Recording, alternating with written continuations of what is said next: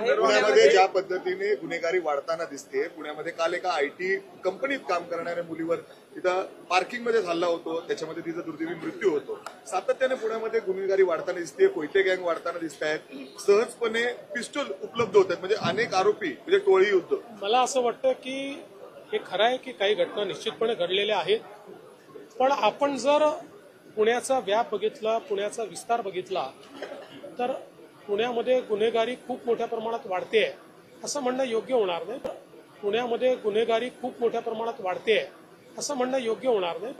पुण्यामध्ये गुन्हेगारी खूप मोठ्या प्रमाणात वाढते असं म्हणणं योग्य होणार नाही. पुण्याच्या पूर्व भागातील 1938 पासून ग्राहकांना गुणवत्ता व सेवेची हमी असलेले अग्रवाल स्वीट्स म्हणजे नुसती परंपरा नाही तर चोखंदळ खवयांसाठी मेजवानी आहे. स्वर्गीय मुन्नालाल अग्रवाल यांच्या प्रदीर्घ वारसा सांभाळत अग्रवाल कुटुंबियांनी स्वीट्समध्ये ग्राहकांची गरज ओळखून अस्सल तुपातील पदार्थ आणि तत्पर सेवेचा वारसा जपत फूड क्षेत्रात नावलौकिक मिळवला आहे. हडपसर, गाडीतळ व आकाशवाणी रविदर्शन येथील अग्रवाल स्वीट्सच्या शाखेला नक्की भेट